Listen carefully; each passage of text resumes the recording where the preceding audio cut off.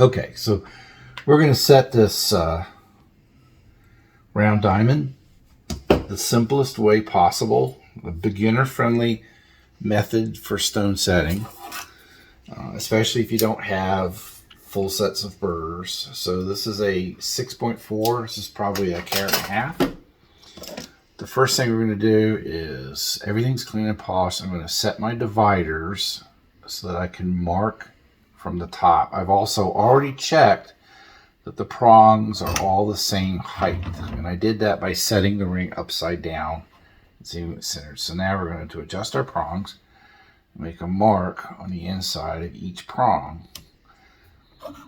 And this is very different from the way most schools teach it, but it's a very simple and effective and very easy way of setting, especially when you're dealing with round stones. So we've marked all 4 prongs with my dividers. Now we're going to take a micro ball burr. This is a half of, let's see what size this is. This ball burr is 0.45 millimeters, so it's a little bit smaller than half a millimeter.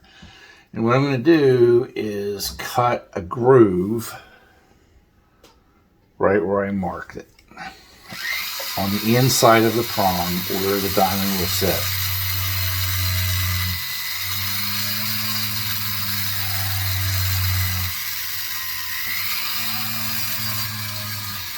One of the biggest mistakes I see setters make is they cut way too deep into the prongs. I have a ring here right now that I'm rebuilding the prongs on because the jeweler cut 90% into the prong and it flaked off.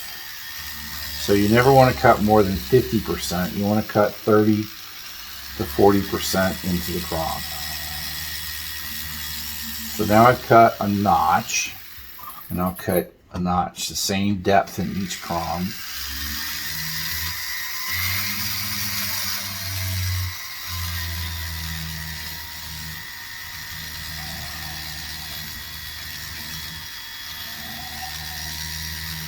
The nice thing about doing it this way is it doesn't cut a lot of metal really quickly, so I have a lot of control. And I do think a lot of jewelers try to cut their seats and set their stones very fast, but then they get into trouble very fast too. And I think being a little bit slower actually speeds it up in the long run. And when I say slower, I mean cutting the seat, taking a couple of minutes to cut the seat properly, instead of trying to cut the seat with a heart burr or a setting burr really quickly.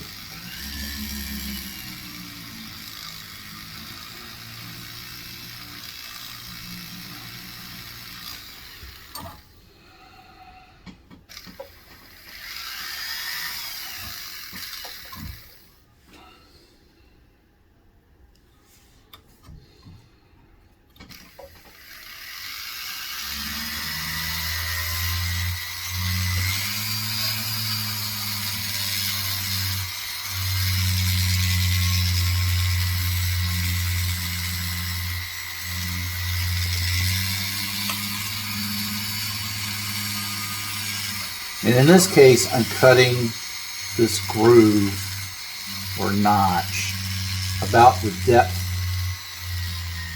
that's the same as the width of the little ball on the end of this micro ball burr.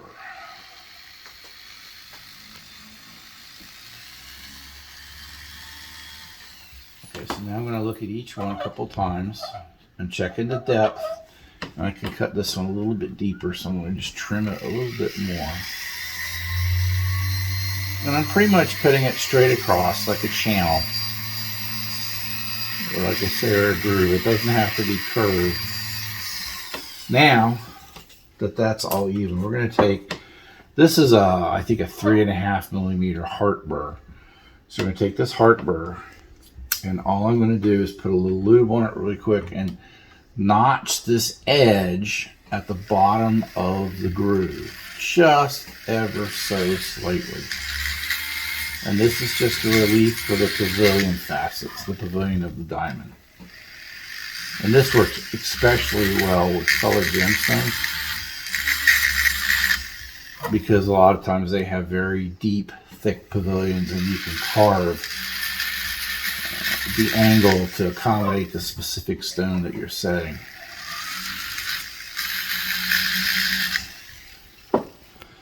So now we're going to take our diamond, drop it in place.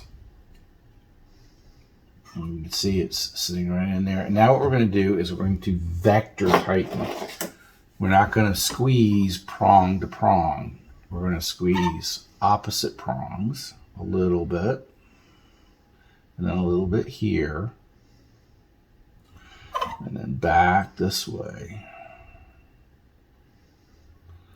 And then this way. And then we check the stone. We go a little bit more this way.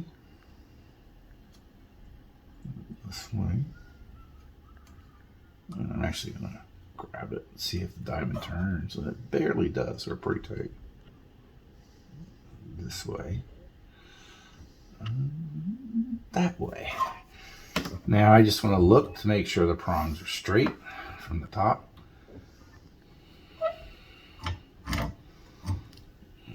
Adjust them a little bit here. Here.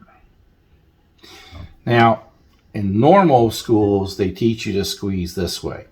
But what that does is that puts all the pressure on the diamond. You're actually forming the metal, squeezing it over the diamond. And I never really like that because if there's a flaw in the diamond, or if you're setting a softer stone, like a tanzanite or an emerald or something, you crush it.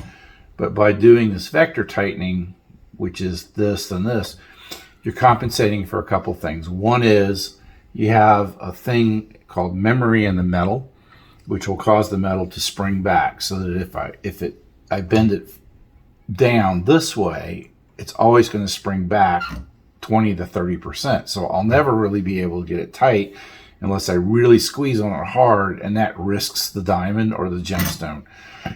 By doing it this way, it can move back and forth and slide along the girdle, which is the strongest part of the gemstone.